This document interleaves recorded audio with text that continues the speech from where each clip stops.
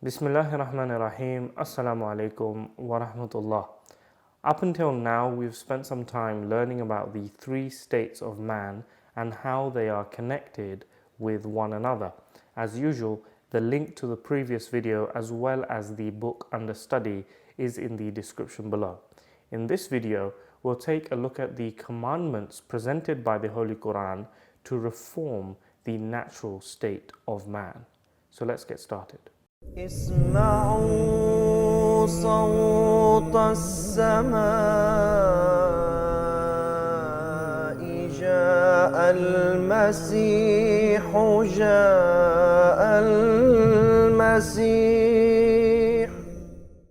His Holiness explains that this initial stage of reform relates to what are known as good manners, that is to say, the code that regulates the natural conditions of barbarians like eating, drinking, marriage, etc., and establishes them at a just level of social values and rescues them from an animal existence.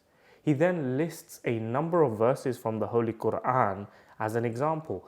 This list, of course, is not exhaustive. However, it does give us a good idea to what are the commandments relating to this elementary stage of reform. I would highly recommend that you read these verses from the book itself from page 64 till 71. However, for the sake of brevity, I'll present some on the screen for you now. It is not lawful for you to inherit from women against their will. Forbidden to you in marriage are your mothers and your daughters and your sisters and your father's sisters and your mother's sisters and the daughters of your brothers and the daughters of your sisters and your foster mothers and your foster sisters and the mothers of your wives and your stepdaughters by your wives with whom you have consorted. Keep your raiment clean and your bodies and your streets and the places where you sit. Take frequent baths and cultivate the habit of keeping your homes neat and tidy. Do not put yourself in harm's way, and slay not your progeny. Enter not houses other than your own until you have asked leave and saluted the inmates thereof. When you are greeted with a salutation, greet with a better salutation. When you go on a journey, make all preparation and take necessary provisions so as to avoid having to beg. Liquor, gambling, idols, and divining arrows are but abominations and satanic devices. So turn wholly away from each one of them. Eat of all that is lawful and wholesome, like meat, vegetables, and pulses, etc. But do not be immoderate in any respect. When you eat, give out of your food to him who asks, and also to dogs and other animals and birds.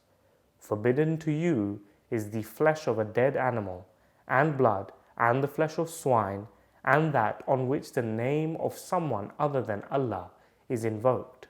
In a nutshell, these are some of the examples of the first reform presented by the Holy Quran, whereby man is raised from his natural state and barbaric ways to the status of a civilized social being. In these teachings, there is no mention of the higher moral qualities. They are only concerned with the elementary human behavior.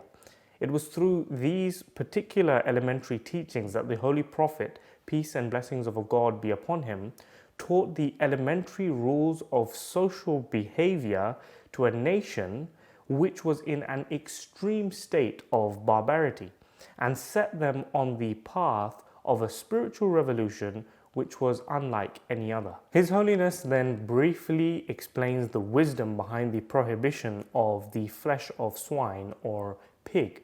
He first explains that the very word used for swine, both in Arabic as well as Hindi or Sanskrit, means I see it very foul. In Arabic, it is a compound of the word khans, which means foul, and ara, which means I see, and the word being khinzir. Similarly, in Hindi, it is a compound of the word su, which also means bad, and ara, which also means that I see. and the word being sur for pig. So the very name of this animal, both khinzir and sur, connotes something extremely filthy. His Holiness then states that it is not necessary to enter into a detailed exposition of the foulness of this animal, as it is common knowledge, and further explains, everyone knows that it eats filth and is utterly shameless.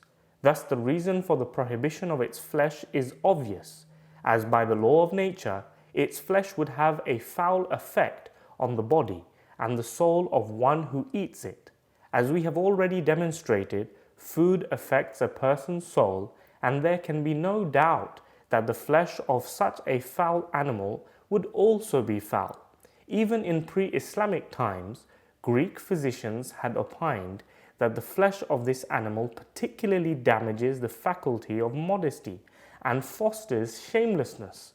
The eating of carrion is also prohibited in Islamic law for the same reason. That is to say, it affects the moral qualities adversely and is also harmful to physical health. The blood of an animal that is strangled or is beaten to death remains inside the body of the dead animal, and they are all carrion. It is obvious that the blood of such an animal is soon corrupted and corrupts the whole flesh. It is established by recent research that the germs in such blood spread a poisonous corruption in the flesh of the dead animal. Bringing us to the end of today's dars. In the next dars, we will look into the commandments in relation to the second part of the Quranic reform of man, i.e. the moral condition of man. As mentioned before, I have linked the book under study in the description below, as well as the previous video. Make sure to like, subscribe and share this video so that we can enable as many people as possible to benefit from the treasures left behind by the Promised Messiah alayhi salatu wasalam. Until next time, Assalamu alaikum wa rahmatullah.